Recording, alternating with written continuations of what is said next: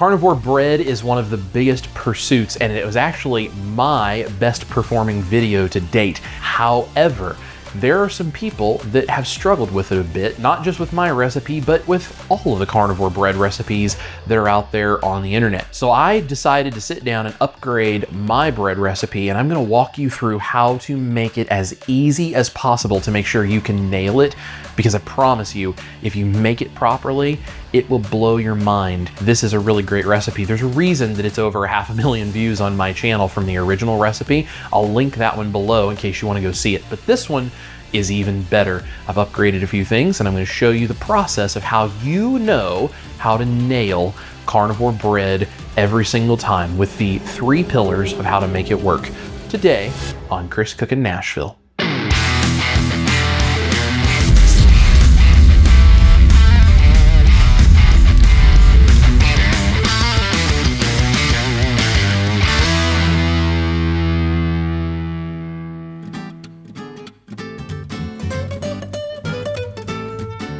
So pillar number 1 of carnivore bread is the rise. When we're dealing with rise, we are fighting gravity. And sorry, hang on a second. Much better. Sorry about that. We are fighting against gravity. Gravity is the awful enemy of our bread. Pillar number 1, that rise, is fighting it the entire time. We need to figure out how to take our recipe and defy gravity. And by doing this particular set of things, we're going to create the rise that helps us find that crumb, that texture on the inside of the bread we're looking for. So we're going to use a couple of different things that achieve this. We're going to use whipped egg whites, because having whipped egg whites with the air whipped into the proteins is going to give us rise as that expands in the oven. The other thing we're going to use is baking powder. Now, I know a lot of people don't like to use baking powder, but if you get an aluminum-free one, there's nothing in it other than a simple acid and a simple base mineral, or an alkaline mineral, and it's the reaction of that creates CO2 bubbles while you bake. This gives you a repeatable and predictable rise in your bread, and it's going to make this work much better even if you don't necessarily get the egg whites whipped perfectly. The rise is what's going to give you the texture you're looking for, so it doesn't feel like you're eating a sponge. Now, once we get the rise in our bread, we have to look at pillar number 2, which is the structure of our bread. Now, our structure is based on protein. Normally, this interaction would happen because of the yeast feeding on the carbohydrates, releasing the CO2 bubbles that would be trapped by gluten. But we don't want the gluten, and we don't want the carbohydrates, so we have to find another way of making structure. And the answer to our structure problem is protein. The protein that we're going to create here is a combination of egg whites, egg white powder, and gelatin. And what that's going to do is create an elastic network of proteins that set in the oven under heat, and that's going to trap all of those CO2 bubbles that come from pillar number 1, and that's going to give lift to our loaf of carnivore bread and then set it so that it doesn't sink back down.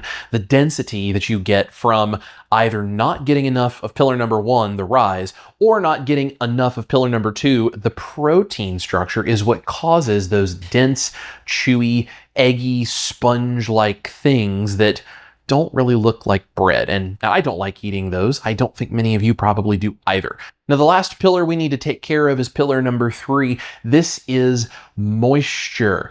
Without moisture inside of our bread, we are going to end up with a dry, choky hockey puck of bread, and it's not going to be very enjoyable to eat. Now, many of the bread recipes that are out there don't have a very good solution for this, which is why I came up with this way of doing this. What we're essentially going to do is use fat to help coat the proteins in the mixture. We're going to do this in a couple of different ways. First, include the egg yolk, which already has natural fat, and it has some lecithin, which is going to help emulsify the moisture and the fat that is already in this mixture. The other thing we're going to do is use cream. We're going to create a very thin coating all around the protein structure that we are building. By doing this, we are going to retain moisture, but not sogginess. because fat keeps moisture in and stays tender even when it cools to room temperature. And that is the key for the texture of this bread to not make you feel like you need a gallon of water to get it down. So these three pillars in combination is what's going to make my carnivore bread not only, I think, the best carnivore bread you can have, but it's also going to make it something that tastes so much like regular white bread because we're intentionally handling each of these three things. It's not just the inclusion of the ingredients, it's knowing the right steps in the right order. So let me give you a close-up look of exactly how it goes together so you can go repeat it yourself. We're going to do this in two separate stages, and as long as you do all of these things in the right order, all three of those pillars are going to be totally protected and taken care of. Egg white powder, gelatin, we'll talk about why gelatin and not collagen in a minute. Baking powder, I have heavy cream, a little bit of salt, I have yeast, which is optional, but totally there for that bready, yeasty flavor, any kind of bread yeast, instant or dry active or whatever you would like. And I have a bread loaf pan that I have greased with bacon grease. You can use lard, beef tallow, any kind of high temperature animal fat. I would not recommend using butter because it can burn, although you could use ghee if you wanted as well. The bulk of the recipe is eggs, and I have 4 large eggs, and the size does matter because if you don't have the right size, you cannot protect the protein structure and the moisture level, which will ruin your rise and the size of loaf. I'll also link the size of bread loaf pan I am using down below in the description box. You can go pick those up if you want, and if not, you can at least look at the size that they are and find something similar, because if you use too large of a loaf pan, you'll get a bread loaf that is about that tall. All of the amounts of these ingredients are on the recipe card on my website that is free. It is linked in the description box for you, and I did include gram measurements where applicable. Let's go ahead and separate these eggs, yolks in one bowl, whites in the other, and I'll show you step number 1. Step number 1, we need to pour about 1/4 cup of this cream into a separate container. It doesn't have to be totally exact. It's all going into the final recipe. We're going to use that to bloom our gelatin. Now, why gelatin and not collagen? Because there are recipes out there that use collagen. My recipe uses gelatin because gelatin is essentially collagen that has already been broken down. Collagen is a less denatured protein, and if you put it in something like this bread, it's not going to break down completely because it takes a higher amount of heat and a longer amount of time. Gelatin is already denatured, which means it's going to create an elasticity in the network of the proteins rather than a grainy, crumbly, chewy, dry texture. That's going to bloom in this cream while I start getting everything else together. Let's go ahead and get our egg whites whipping because that is step number 2. In a very clean bowl, I'm going to add my 4 egg whites. You cannot have any traces of fat. Even the tiniest minuscule drop of egg yolk will prevent your egg whites from whipping properly. So make sure you are using a very clean bowl, clean it out with vinegar if you need to, and dry it really well. We are then going to use about half of the egg white powder that I have, and we'll reserve the rest to go into the cream mixture. So we're adding protein structure to both the egg whites, which we need to compete with the extra moisture that is in the egg whites, the water that is bound up in the proteins. We also need to add some structure into the cream. We're going to put this on a high speed. We're going to whip this to soft peaks where when you try to lift it out, they bend over and they're fluffy, almost like a melted marshmallow cream. As you're going, make sure to stop a couple of times and scrape down the sides of the bowl. Now, if you don't have a stand mixer like I do, that's totally fine. You can do this with a hand mixer, or you can actually do this with a whisk and some arm muscles like grandmas have for a couple of 100 years probably. If you want to see me actually do something very similar to that, I'll put my carnivore biscuit recipe right up here where I did it without a mixer just to show you can do it. So we're at the soft peak stage. I'm going to show you what this looks like. Get a peak and you turn it over, the peak bends over sideways. We are going to add our baking powder, and we are now going to whip this all the way to stiff peaks. And that is when you scoop it with the whisk, you stand up and the peak stands up straight. Careful not to over whip it because that can mess with the texture as well. And then it all starts to break down. This starts to look almost like shaving cream and it clings to the whisk. You can also see the whisk will stand up on its own inside of the egg white mixture. And you get a peak standing up and the peak stays standing up when you turn it over. So this is the fatty mixture. I have a nice clean bowl again.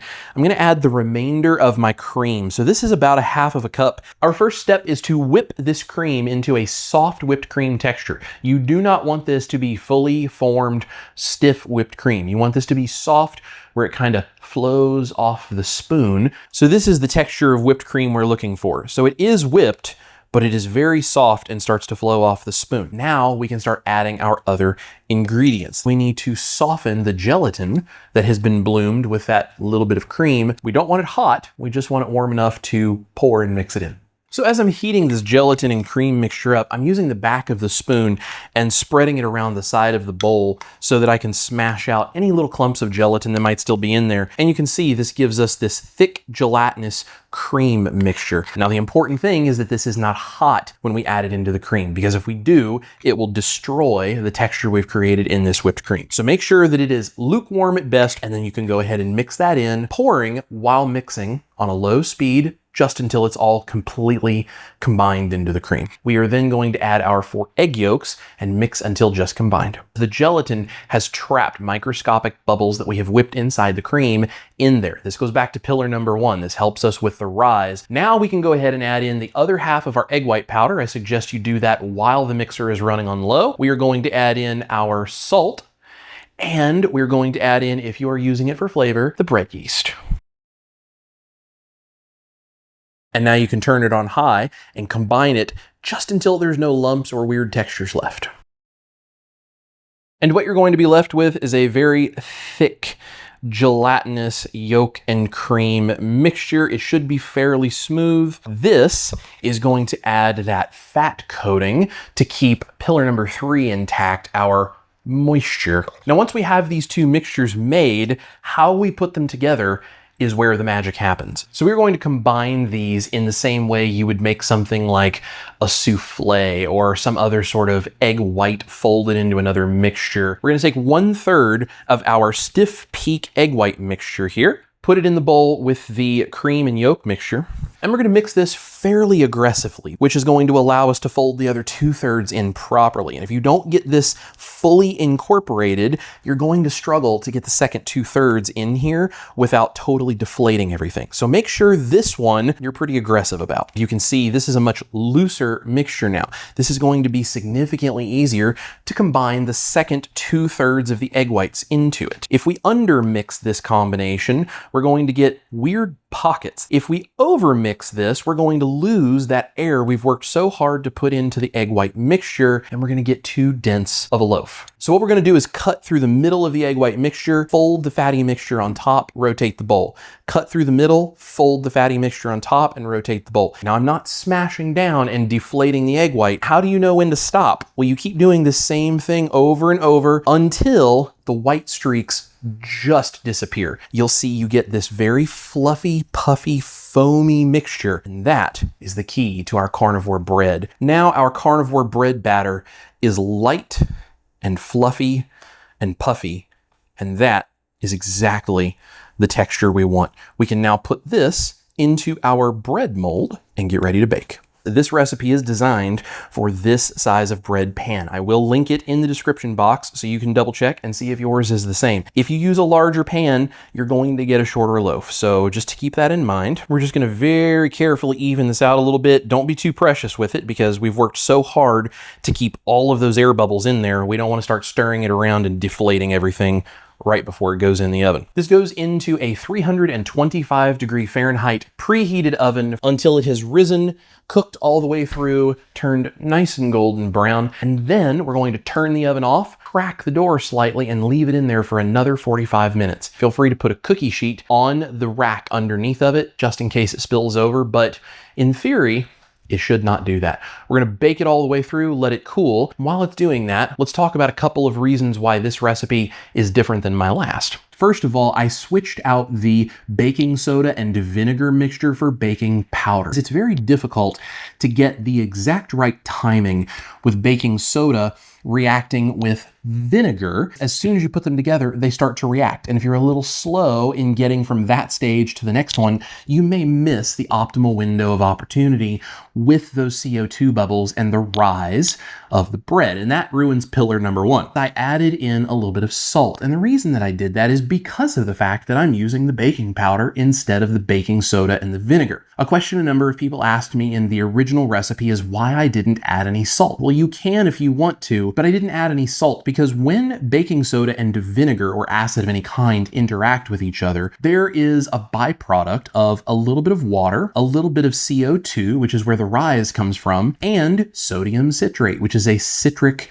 salt. It's an acidic tasting salt. So it actually created its own salt in the process. I've realized though, it is more predictable for people to use baking powder than the baking soda and vinegar, which is probably why baking soda and vinegar ended up becoming less common in recipes and baking powder was invented in the first place, because it makes it a little more reliable and it's activated by heat, not the immediate interaction of those two chemicals. Now, I know some of you out there are saying, Chris, vinegar and baking soda and baking powder for that matter are not carnivore. And I hear you, but let me tell you what's actually going on. Vinegar is acetic acid, which is a byproduct of acetobactin, which is a bacteria that's actually interacting with carbs and turning them into a completely zero carb acid that we call vinegar. The acetobactin is creating that product the same as a cow is eating grass and creating milk. It's also completely zero carb. To my knowledge, doesn't cause inflammatory issues for anyone, maybe save the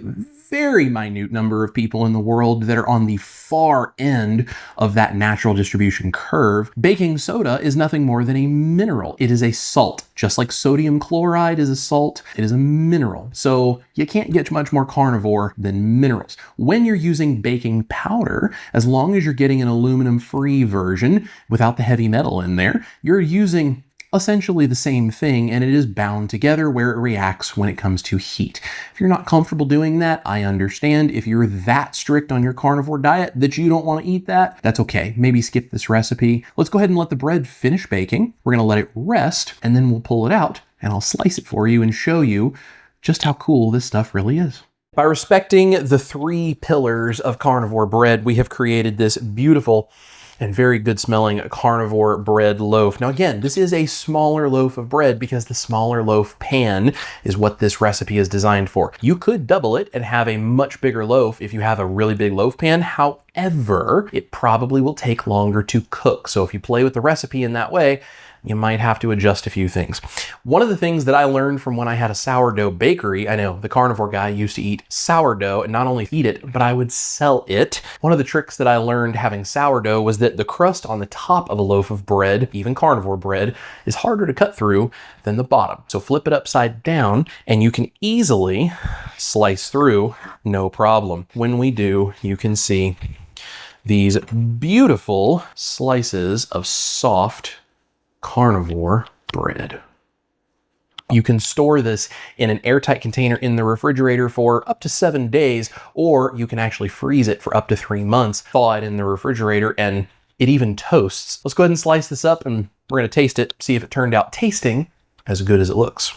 It looks awesome. It looks very pretty. It does. Well, let's give it a taste. Let's see what's going on here. Now, what have you done in the past when I have made egg white breads that you were not a fan of? Spit them out. Yes. Was not her cup of tea. Not my cup of tea, yeah. So that's what led me down the rabbit hole of trying to come up with this recipe. And I think this might be the perfect version of it that should hopefully be easier for everyone to follow. I did really enjoy your last bread recipe. This, I think, actually already looks prettier. Not too soft, not too hard, not too styrofoamy. Yep. Let's take a bite here.